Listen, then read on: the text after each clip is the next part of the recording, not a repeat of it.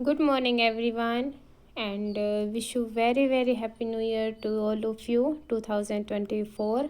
I hope आप सब के लिए ये साल बहुत बहुत ज़्यादा दुआएं लेके आए, शुभकामनाएं लेके आए, तरक्की लेके आए, प्रोस्पेरिटी लेके आए और नए साल की नई सुबह आपके मन में, जीवन में बहुत सारी खुशियाँ भर दें। ठीक है, तो उसी के साथ ही हम आज की शुरुआत करते हैं चैप्टर 16 से।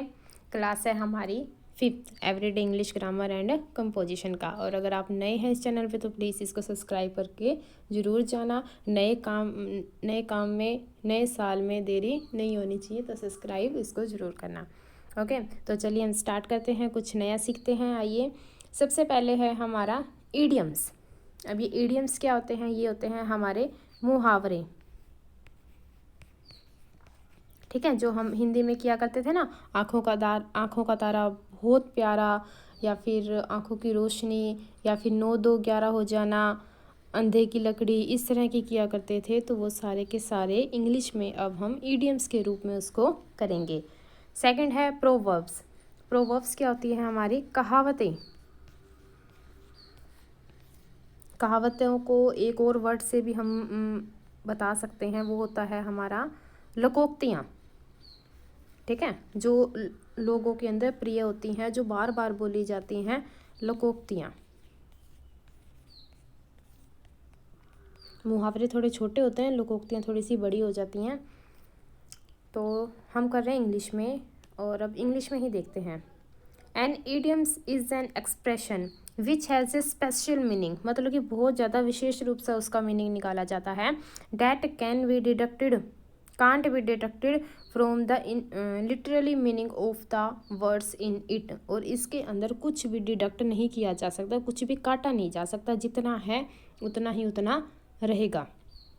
ठीक है, जैसे अब अंधे की लकड़ी है, एकमात्र सहारा है, 9 2 11 हो जाना है, इस तरह के जो से ये हैं वर्ड्स, इसके अंदर अगर आपने एक वर्ड भी स्किप कर दिया ना तो उसका मीनिंग ही चेंज हो जाएगा। इसीलिए हम नहीं कर सकते इसको। और आपको एग्जाम्पल्स भी दिए हुए हैं, और यही सारे के सारे एग्जाम्पल्स हमारी एक्सरसाइज के फर्स्ट पार्ट के अंदर अप्लाई हो जाएंगे। अगर आपने इनको समझ लिया तो वो भी अच्छे से सोल्व हो जाएगी।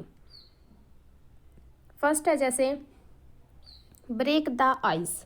अब ये आइस तो वैसे आप कह देते बर्फ़ होती है, कि बर्फ़ को कैसे तोड़े, तो बर्फ़ से यहाँ पर मीनिंग है चुप्पी से। अगर बहुत ज़्यादा आइस बर्फ़ बन के चुपचाप बैठा है, कोई जम के बैठा है, जैसे कहते थे ना आप कि क्या मुंह में दही जमा रखी है, क्या बोलते नहीं हो इतनी देर से, तो वो हो जाता है कि विवाद हल करना, या फिर समस्या को हल कर देना, या फिर अपनी चुप्पी तोड़ देना। जो भी आप इसका मतलब निकालना चाहें, तो एक तरफ से इसका मीनिंग यही बनेगा कि बहुत टाइम से जो चुप था वो बोलना स्टार्ट हो गया।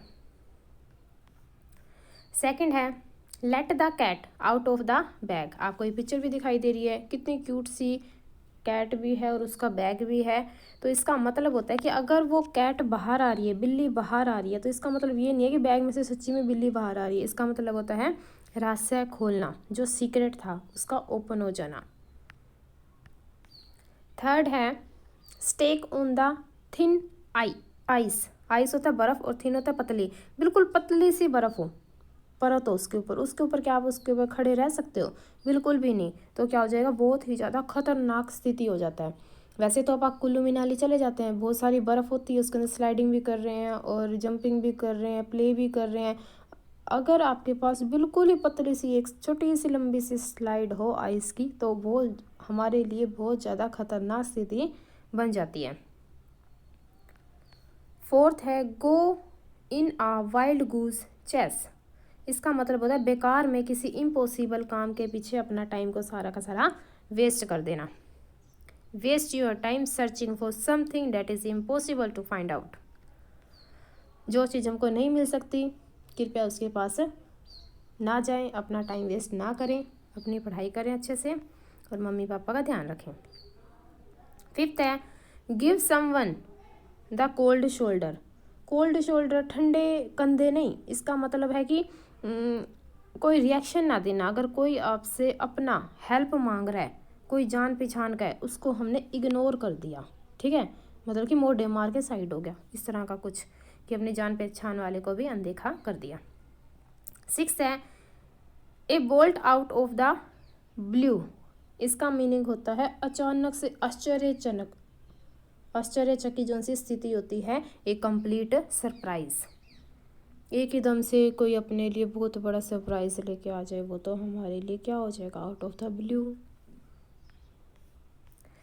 7th है द 11th आवर, मतलब कि होते ही, अगर आप वॉच में देखें, घड़ी में देखें तो सिर्फ 12 ही होते हैं, नॉर्मल वैसे बता रही हूँ 12 वाली होती है। तो अगर 11th आवर आ गया तो वो क्या है, लास्ट मिनट है उसकी, आखिरी क्षण है, लास्ट टाइम है। जैसे कि बच्चे कहते हैं ना, नहीं कल पढ़ लूँगा, परसों पढ़ लूँगा, विंटर्स की वेकेशंस में बोलेंगे नहीं मैं तो फिर काम कर लूँगा, पहले नानी घर जाऊँगा, वो लास्ट दिन जो काम करते हैं ना वो होते हैं they will complete their all holiday homeworks in the 11th hour। ठीक है, तो चलिए अब चलते हैं हम नेक्स्ट पेज के ऊपर। 8th है हैव ए क्लोज शेव। अब आपको ये शेव करता हुआ इंसान भी दिखाई दे रहा होगा, तो इसका मतलब ये नहीं है कि क्लोज शेव बिल्कुल शीशे के पास आके कर रहा है वो, इसका मतलब है कि खतरे से बाल बच गया, वो उसको कट लगने वाला था, या फिर किसी बात के अंदर वो फंसने वाला था, या डेंजर आने वाला था, उसके ऊपर खतरनाक स्थिति आने वाली थी, तो वो बाल बच गया, वो हो गया हैव ए क्लोज शेव। फिर है गेट कोल्ड फिट। अब ये फिट पैरों पे मत जाना, इसका है कि डरावना फील करना, मतलब कि अगर आप किसी को देख रहे हैं वो किसी बात से डरा हुआ है, तो उसके फेस के ऊपर वो बात बिल्कुल साफ साफ झलकेगी वो, तो इसका है बिकेम सडनली नर्वस, नर्वस हो जाना। 10th में है be wet behind the years.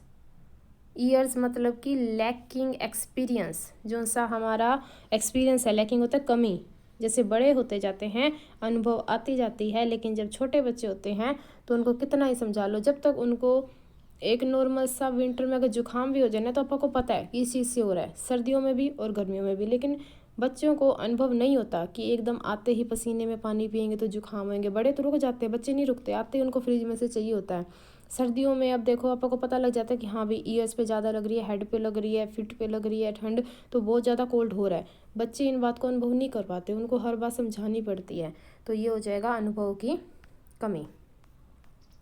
अब आ जाते हैं इसकी एक्सरसाइज पे, और जितने भी ये फिल करे गए हैं एक्सरसाइज के अंदर, सारे के सारे जो अभी हमने 10 के 10 किए हैं ना, इसी के अंदर से ही same to same ditto copy paste कर देना, स्पेलिंग वहीं से देख लेना आप अच्छे से, रॉन्ग मत करना।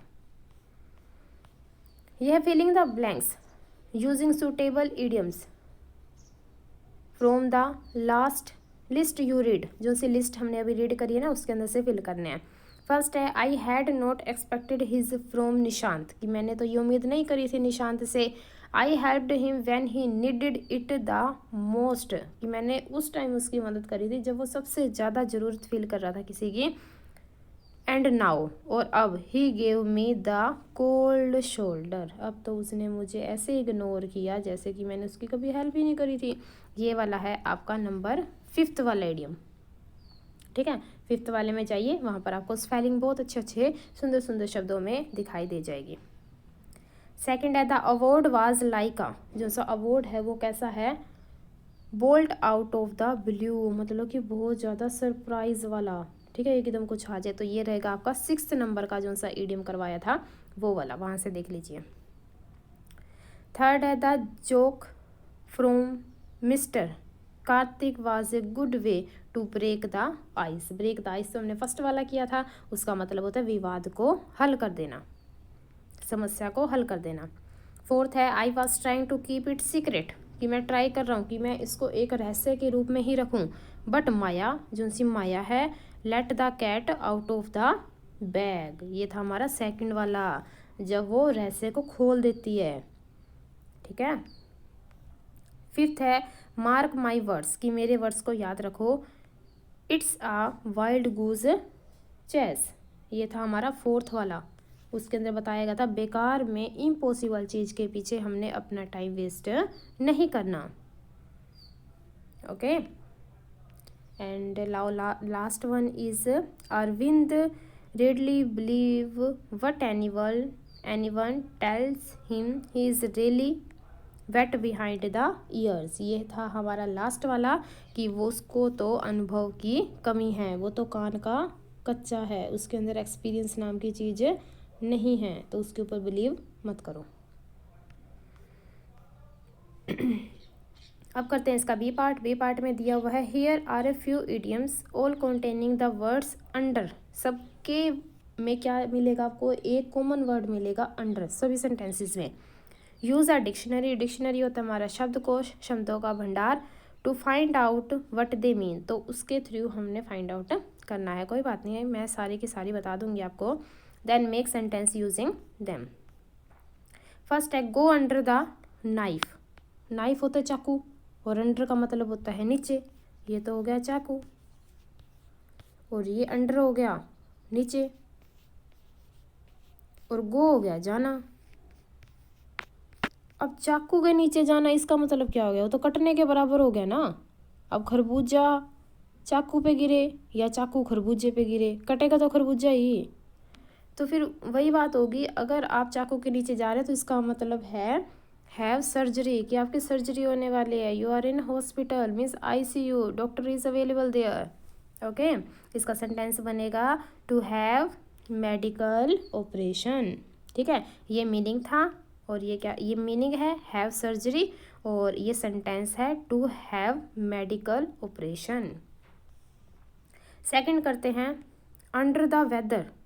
अंडर द वेदर का मतलब होता है नॉट वेरी वेल, ठीक नहीं होना। एज हेल्थली मतलब कि थोड़ी सी हेल्थ में दिक्कत हो तो उसका आ जाएगा स्लाइटली अनवेल, कि थोड़ा सा अस्वस्थ फील कर रहा है। ओके, चलिए नेक्स्ट पेज पे चलते हैं। थर्ड है हमारा कम अंडर फायर। फायर होती है आग, आग के नीचे आना। आग के नीचे आने का मतलब क्या है, जिम्मेवारी के नीचे आना। मतलब कि बड़े होने के बाद जितनी जिम्मेदारियाँ बढ़ जाती है ना, तो वो एक फायर आग की तरह ही होता है। और इसका सेंटेंस बनेगा टू बी क्रिटिसाइज। ठीक है, और सिक्स्थ बनेगा swipe something under the carpet. अभी कारपेट के नीचे से कुछ साफ कर दो, तो इसका मतलब रहेगा समस्या को अनदेखा कर दो।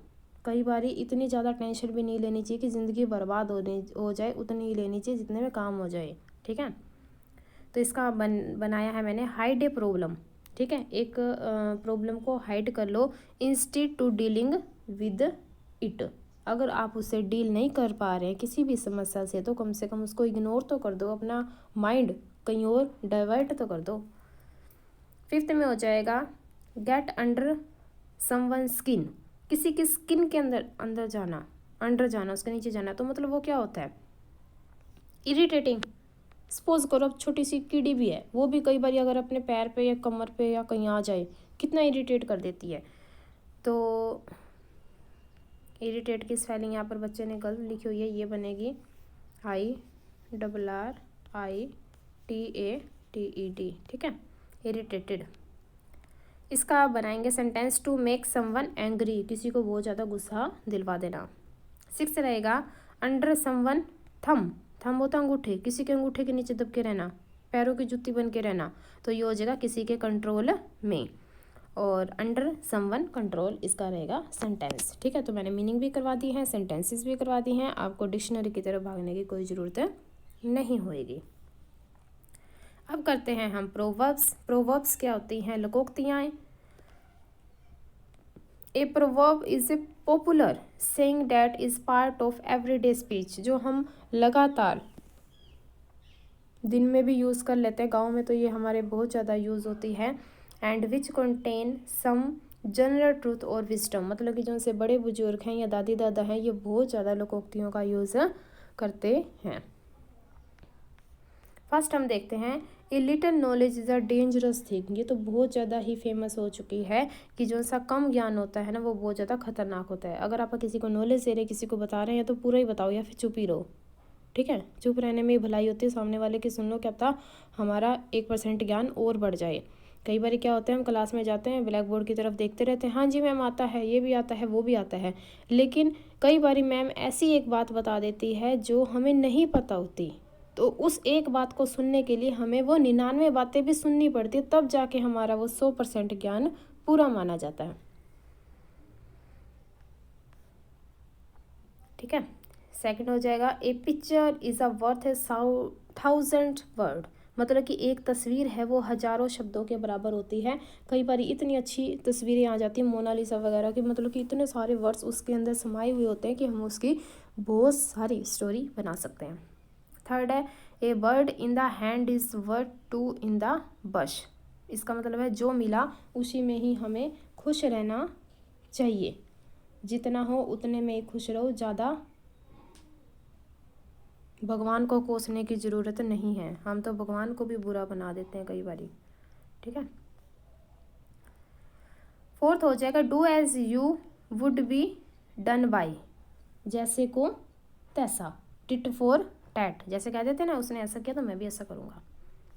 फिर don't count your chickens before they hatch, मतलब कि अभी तक अंडों से तो मुर्गे बाहर आए नहीं है, पहले ही उसकी काउंटिंग स्टार्ट होगी, ऐसे होएगा वैसे होएगा और वो सोने का ही अंडा होएगा और तो होएगा भी नहीं, इस तरह का नहीं करना चाहिए हमें। सिक्स्थ है चैरिटी बिगिंस एट होम, जो सा दान है वो हमेशा घर से ही शुरू होता है। इसका मतलब है कि जो से संस्कार है बच्चों के अंदर वो घर से ही स्टार्ट होते हैं, सारा का सारा डिपेंड टीचरों के ऊपर भी नहीं रहना चाहिए कि पीटीएम में गए और टीचर को झाड़ के आगे ऐसे नहीं कराते वैसे नहीं कराते ये वो।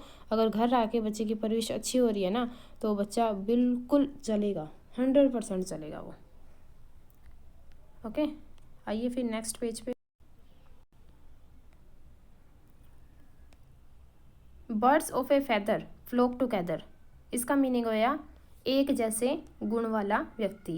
People who have similar character और इंटरेस्ट, मतलब कि कई बार होता है ना जुड़वा बच्चे होते हैं उसका इंटरेस्ट सेम हो जाता है या सिमिलर करेक्टर के होते हैं, कई बार होते हैं तभी तो वो फ्रेंड्स बनते हैं कॉलेज में भी और वैसे भी फ्रेंड्स वही बनते हैं जिनका आत्मा भी मैच करती है, वर्ड्स भी, करेक्टर भी, हैबिट भी, माहौल भी, सारा मैच होता है तभी होता है, अदरवाइज वो फिर सच्चा भी नहीं है।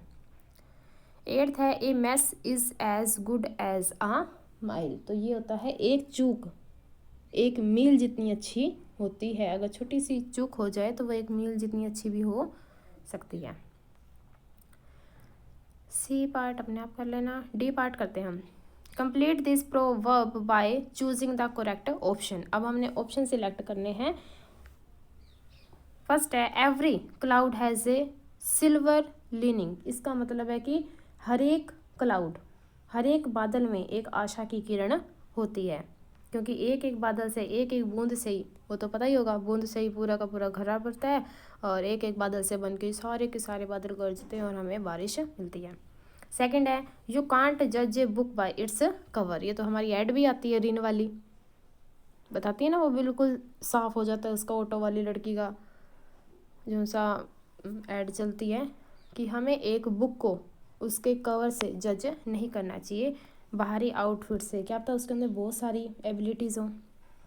थर्ड है the early bird catches the वोम, जो से बर्ड्स होते हैं ना और जो कीड़े होते हैं वो उनको बताया गया, कीड़े वो बर्ड्स ना बहुत अच्छे से कैच कर लेते हैं, अगर वो बहुत दूर से भी देख रहे हैं ना फट आ करके, जैसे चील की आंखें होती हैं नीचे, अगर उसको कोई शिकार दिखाई दे जाए, कीड़ा मकोड़ा दिखाई दे जाए तो फट मिनटों में पकड़ लेते हैं। जैसे छिपकली है और लाइट जल रही है और उसके आसपास मक्खियाँ हैं तो वो कैसे खाती है, और बारिश के मौसम में जैसे वो भंबट वगैरह से आ जाते हैं और छिपकली उनको कैसे 1 बाय 1 खा जाती है झपटा करके, तो वो वाली आइज़ बोला है इसके अंदर। फोर्थ है two wrongs don't make a right, मतलब कि 2 गलतियां सही नहीं होती, एक गलती माफ़ हो जाती है 2 नहीं होती। फिफ्थ है ए रोलिंग स्टोन गैदर्स नो मोस, रोलिंग स्टोन जो सा लुढ़कता हुआ पत्थर होता है ना उसके बारे में बताया गया है और इसका मीनिंग शायद काई होता होगा जो आ जाती है पानी के पास ग्रीन ग्रीन कलर की वो। सिक्स्थ है absence make the heart glow fonder, जो सा अब्सेंस होती है ना किसी की अब्सेंस, जब वो चला जाता है तभी ग्रो होती है हार्ट में। बाकी आप सर्च भी कर लेना अगर आपको कुछ और बनाना हो सेंटेंस की हिंदी। सेवंथ है the darkest hour is just before the dawn, ये होता है भोर, भोर होता है सुबह का समय जब लालिमा होती है, उससे पहले का जो सा 1 घंटे का डार्कनेस होता है उसके बारे में जस्टिफाई किया गया है कि सुबह के रोशनी से 1 घंटे पहले का अंधेरा। एट्थ है ए स्टिच इन टाइम सेव 9, मतलब कि समय पर एक सिलाई बचत के बराबर होती है, मतलब कि अपना टाइम बचाने की बात की गई है इसके अंदर, ठीक है। तो चलिए ये हो गया है हमारा लेसन 16। और 5th क्लास की एंडिंग की और चलते हुए इसके बाद आते जाएंगे इसकी वर्कशीट, टेस्ट पेपर तीनों आएंगे। फिर आप बता देना कि 6th का स्टार्ट करें कि 8th का स्टार्ट करें या फिर मैथ स्टार्ट करें या फिर किसी कम्पिटिटिव एग्ज़ाम की तैयारी स्टार्ट करें। Okay, thank you.